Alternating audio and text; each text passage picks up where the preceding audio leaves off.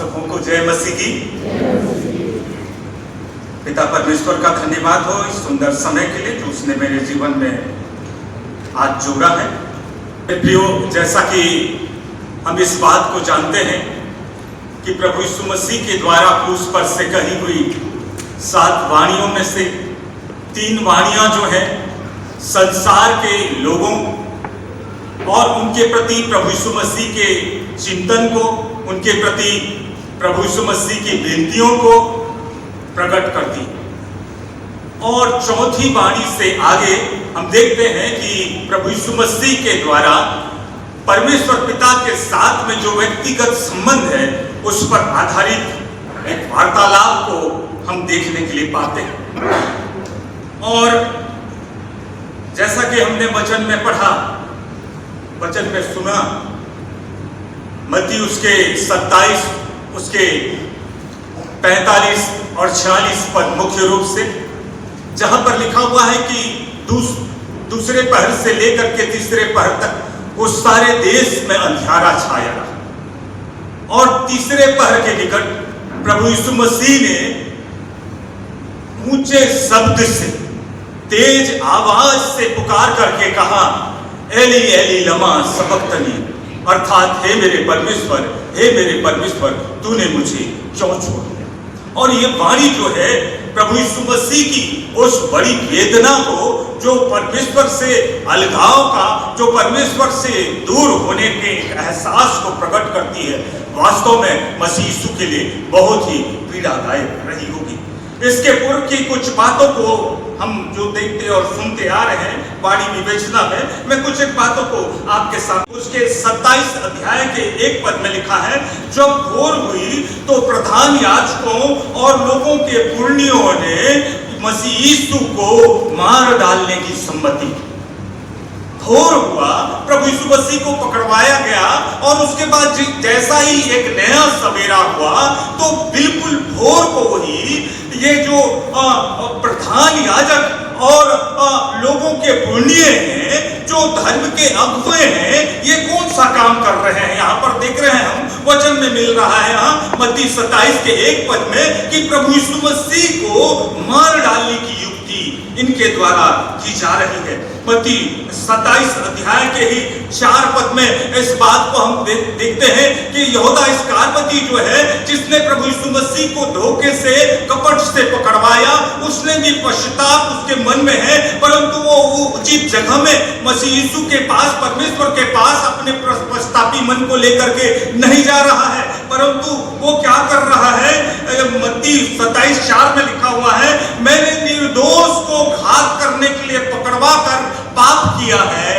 और ऐसा कह करके उसने उन सिक्कों को ले जाकर के मंदिर में उन पुरनियों के पास, उन याजकों के सामने फेंक दिया। यहाँ पर ऐसा लिखा हुआ है इस पद में। मत्ती 27 के ही 26 पद में हम इस बात को पाते हैं कि पिलातुस लोगों को प्रसन्न करने के लिए, लोगों के कहने पर बरअब्बा डाकू को छोड़ देता है और प्रभु यीशु मसीह को लोगों के हाथों में सौंप देता है, उसको क्रूस पर चढ़ाने के लिए और मार डालने के लिए। हम इस बात को देखते हैं, यीशु के कपड़े उतार लिए गए, उसको कोड़े मारे गए और कांटों का ताज उसके सिर पर डाल दिया गया, उसको ठट्ठों में उड़ाया गया और उसके मुंह पर थूका गया और उसे गुलगुत्था और अर्थात खोपड़ी नामक पर्वत पर उस स्थान पर ले जाया गया, उसको क्रूस पर टांग दिया गया, कीलों से ठोक दिया गया और उसके सिर पर एक दोष पत्र को सिर के ऊपर लगा दिया गया कि यह यहूदियों का राजा यीशु है। हम इन बातों को पाते हैं। ऐसी स्थिति से होकर के प्रभु को गुजरना पड़ा है, ऐसी स्थिति से होकर के प्रभु इन पीड़ाओं को सहते हुए गुजर रहे हैं। और उसके बाद हम देखते हैं यहाँ वचन में मत्ती 27 के 45-46 में कि उस पूरे देश में अंधेरा छाया रहा। उस अंधकार का समय है। मैं और आप थोड़ी देर कल्पना करें, दोपहरी के समय अंधेरा हो जाए, और अंधेरा किसके कारण से हो रहा है? प्रभु यीशु मसीह के उस बलिदान के कारण से। और जो जगत का सृष्टि करता है और जो जगत का निर्माता है, उसका बलिदान हो रहा है, उसको दुख उठाना पड़ रहा है। इसलिए सृष्टि, ये प्रकृति भी उसके उस पीड़ा को, उसके उस दुख को देख नहीं पा रही है, और इस प्रकृति ने भी अपनी आंखें बंद कर ली और सारी सृष्टि पर अंधेरा छाया रहा। हम देखते हैं एक बड़ी वेदना का समय है, और ऐसे समय में प्रभु यीशु मसीह का ऊंचे शब्दों में पुकारना, हे पिता, हे मेरे परमेश्वर, हे मेरे परमेश्वर, तूने मुझे क्यों छोड़ दिया, तूने मुझको क्यों त्याग दिया। वास्तव में मसीह यीशु के उन दुखों को, उन दर्द को, उस पीड़ा को प्रकट करता है। और इस वाणी को समझने के लिए, इस वचन को समझने के लिए हमें कुछ बिंदुओं पर विचार करने की आवश्यकता है। परमेश्वर जो जगत के मनुष्यों से वाचा बांधता है कि मैं तुमको कभी न छोड़ूंगा, कभी न त्यागूंगा। इब्रानियों 13 अध्याय 5वें पद में ये बात हम पाते हैं। और व्यवस्था विवरण 31 उसके 6 पद में कहता है वचन, तू यह बांध दृढ़ हो और न डर न भयभीत हो, क्योंकि मैं तेरे संग संग चलने वाला परमेश्वर यहोवा हूं। और परमेश्वर यहोवा वाचा बांधते हैं, कहते हैं मैं तुमको कभी ना छोड़ूंगा, कभी ना त्यागूंगा। यहोशू उसके 1 अध्याय 9 पद में परमेश्वर यहोशू से कहते हैं, क्या मैंने तुझको यह आज्ञा न दी थी कि तू हियाव बांध और दृढ़ हो जा, भय न खा और तेरा मन कच्चा न हो। जहां जहां तू जाएगा तेरा परमेश्वर तेरे संग संग वहां जाएगा। मैं तुझको कभी न छोड़ूंगा, कभी न त्यागूंगा। ऐसा परमेश्वर यहोवा, उसने अपने निज पुत्र को, अपने इकलौते पुत्र को आज ऐसा कैसा हो गया कि उसने छोड़ दिया है, उसने त्याग दिया है। फिर आज अपने उस इकलौते बेटे को परमेश्वर ने कैसे त्याग दिया, कैसे छोड़ दिया है। क्यों प्रभु यीशु मसीह को यह कहना पड़ा कि हे मेरे परमेश्वर, हे मेरे परमेश्वर, तूने मुझे क्यों छोड़ दिया। वो प्रभु यीशु मसीह जो अपने पुत्र के लिए कहता है, यह मेरा प्रिय पुत्र है, इससे मैं अति प्रसन्न हूं। वो परमेश्वर जो है अपने पुत्र को क्यों कर छोड़ता है। क्रूस पर की यह वाणी जो है विवेचना की दृष्टि से अत्यंत क्लिष्ट और कठिन मानी जाती है। इस वाणी को समझने के लिए दूसरा बिंदु जिस पर मुझको और आपको विचार करना है, हम मसीह विश्वासी त्रिएक परमेश्वर पर विश्वास करने वाले लोग हैं। परमेश्वर पिता, परमेश्वर पुत्र और परमेश्वर पवित्र आत्मा तीनों एक हैं, ऐसा हम विश्वास करते हैं। फिर ऐसी परिस्थिति में जब यूहन्ना उसके 10 अध्याय 30 पद में प्रभु यीशु मसीह स्वयं कहते हैं, मैं और पिता एक, मैं और पिता एक हैं, ऐसी एकत्व, ऐसी एकता रखने वाला पिता के साथ में आज क्यों कर कह रहा है, हे मेरे परमेश्वर, हे मेरे परमेश्वर, तूने मुझे क्यों छोड़ दिया। हम यूहन्ना उसके 14 अध्याय में पाते हैं, जब फिलिप्पुस जो है प्रभु यीशु मसीह से कहते हैं, हे गुरु, हे यीशु, तू हमको पिता को दिखा दे, यही हमारे लिए बहुत होगा। और प्रभु यीशु मसीह वहां पर फिलिप्पुस से कहते हैं, हे फिलिप्पुस, मैं इतने दिनों से तुम्हारे साथ में हूं और क्या तू मुझे नहीं जानता। जिसने मुझे देखा उसने पिता को देखा। ऐसा कहने वाले प्रभु यीशु मसीह को आज क्यों कर कहना पड़ रहा है, हे मेरे परमेश्वर, हे मेरे परमेश्वर, तूने मुझे क्यों छोड़ दिया। मेरे प्रियो, इस वाणी को समझने के लिए तीसरा बिंदु जो है, जो इस बात को प्रकट करता है कि उत्पत्ति के समय से ही प्रभु यीशु मसीह का बलिदान जो है तय है। और वो निर्दोष मेमना जो उत्पत्ति के समय, वो उत्पत्ति सृष्टि की उत्पत्ति के पहले, सृजना के पहले ही वो बद्ध होने के लिए तैयार किया गया था। परमेश्वर का वचन इस बात को प्रकट करता है। और वही इस सृष्टि का सृजनहार स्वामी भी है। यूहन्ना उसके 1 अध्याय 29 पद में हम पाते हैं इस बात को कि वह मेमना, जो निर्दोष मेमना सृष्टि के प्रारंभ से घात होने के लिए घात किया गया था, वो प्रभु यीशु मसीह है। प्रकाशित वाक्य उसका 13 अध्याय उसके 8 और 9 वचन में लिखा है, पृथ्वी के सब रहने वाले जिनके नाम उस मेमने की जीवन की पुस्तक में लिखे नहीं गए, जो जगत की उत्पत्ति के समय से घात हुआ है। यहां पर ध्यान दीजिए, लिखा है जो जगत की उत्पत्ति के समय से घात हुआ है, उस पशु की पूजा करेंगे जो उस पर विश्वास नहीं करते हैं। और प्रकाशित वाक्य 13 अध्याय का 9 पद कहता है, जिनके कान हो वो सुन ले, जिनके कान हो वो इन बातों को सुन ले। कुलुसियों उसके पहले अध्याय 16 और 17 पद में परमेश्वर का वचन कहता है, क्योंकि उसी में सारी सृष्टि की रचना हुई है, चाहे वो स्वर्ग की हो या पृथ्वी की, सब कुछ उसी के द्वारा और उसी के लिए रचा गया। वह सब वस्तुओं में पहलोठा है और उसमें सब वस्तुएं स्थिर है। परमेश्वर का वचन ऐसा कहता है। कुलुसियों 1:15 में लिखा हुआ है, वह अदृश्य परमेश्वर का प्रतिरूप और सारी सृष्टि का पहलोठा है, सारी सृष्टि का प्रधान है, सारी सृष्टि का प्रथम है। ऐसा परमेश्वर के साथ संबंध रखने वाला प्रभु यीशु मसीह आज क्यों कर कह रहा है, हे मेरे परमेश्वर, हे मेरे परमेश्वर, तूने मुझे क्यों त्याग दिया, तूने मुझे क्यों छोड़ दिया। यह बात मुझको और आपको समझना अति आवश्यक है कि पिता, पुत्र और पवित्र आत्मा में जो त्रिएकत्व है, जो एकता है, इसके बावजूद परमेश्वर पुत्र और पवित्र आत्मा में अपने अपने अलग अलग स्थानों पर इनका अस्तित्व भी विद्यमान है। इसलिए कई स्थानों पर प्रभु यीशु मसीह को हे पिता, हे प्रभु करके हम संबोधित करते और विनती करते हुए पाते हैं।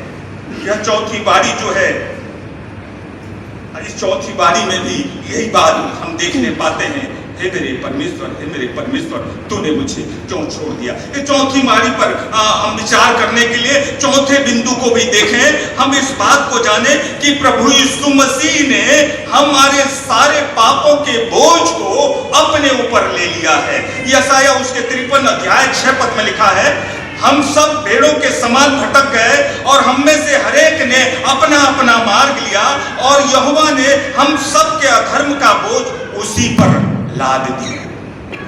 हम सब के अधर्म का बोझ, हम सब के पापों का बोझ मसीह यीशु के ऊपर यहोवा ने लाद दिया, डाल दिया।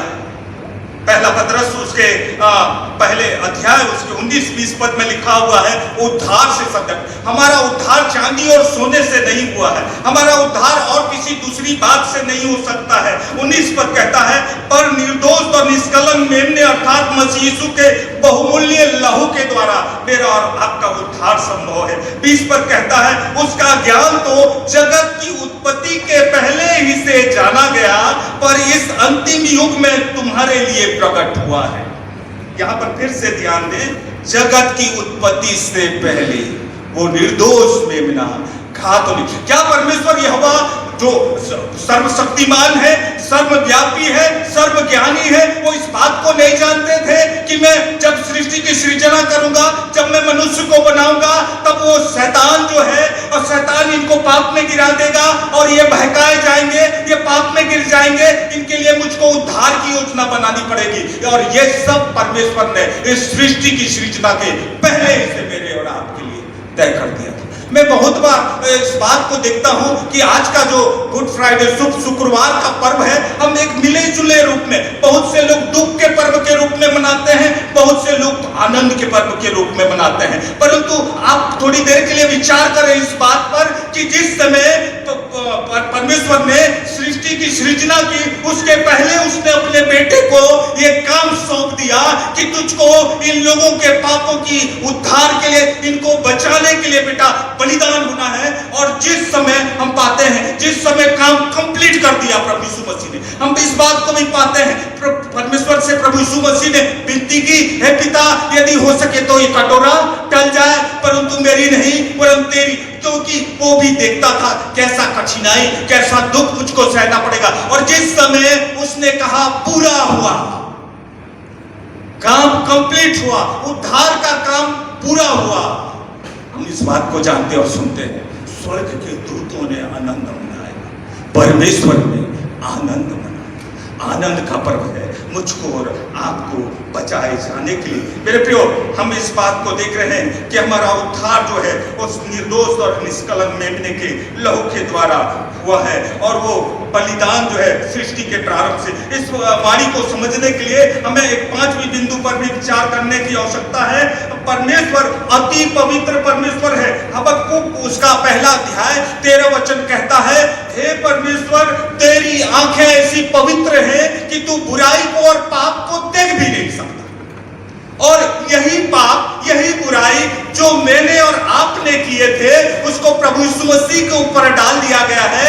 इसलिए परमेश्वर ने कुछ पल के लिए, कुछ समय के लिए, कि जब तक वो उद्धार का काम, उद्धार की योजना पूरी न हो जाए, कंप्लीट न हो जाए, परमेश्वर चूंकि अति महान पवित्र है, और यशाया भविष्यवक्ता जो है 6 अध्याय में इस बात को कहता है, जब यशाया ने स्वर्ग का दर्शन किया तो उन्होंने पाया कि जो शराब हैं, जो स्वर्गदूत हैं, वो परमेश्वर की पवित्रता के गीतों को गाते रहते हैं।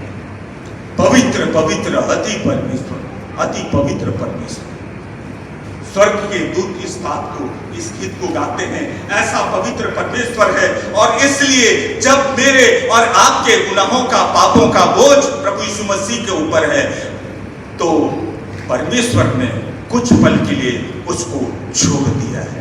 प्रभु यीशु मसीह कहते हैं, एली एली लमा सबक्तनी, हे मेरे परमेश्वर, हे मेरे परमेश्वर, तूने मुझे क्यों छोड़ दिया है। ये वाणी मेरे और आपके लिए जो सबक, जो शिक्षा को लेकर के आती है, हम इस बात को जाने कि परमेश्वर जो है पाप को, बुराई को देख नहीं सकता। हम पाप और बुराई के साथ में परमेश्वर के समीपी में नहीं जा सकते हैं। ये वाणी जो मुझको और आपको सिखाती है, परमेश्वर हमसे दूर हो जाता है, हमें छोड़ देता है, त्याग देता है। मेरे प्रियो, हम इस बात पर विचार करें और देखें, इस वाणी के द्वारा हम अपना आत्मावलोकन करें, अपना मूल्यांकन करें कि हमारे जीवन में आज भी हम पाप में और बुराइयों में जीवन तो व्यतीत नहीं कर रहे हैं। क्योंकि इस बात को जाने और समझें, जब परमेश्वर अपने इकलौते बेटे को, जब उसके ऊपर हमारे पाप लादे गए, तो उन्हें छोड़ सकता है, तो हमें भी परमेश्वर त्याग सकता है, छोड़ सकता है। हम बुराइयों से, पाप से दूर रहे, तब हम परमेश्वर की समीपी में अपने जीवन को व्यतीत करने वाले बन सकेंगे। परमेश्वर अपने इन वचनों के द्वारा हम सबों को आशीष दे।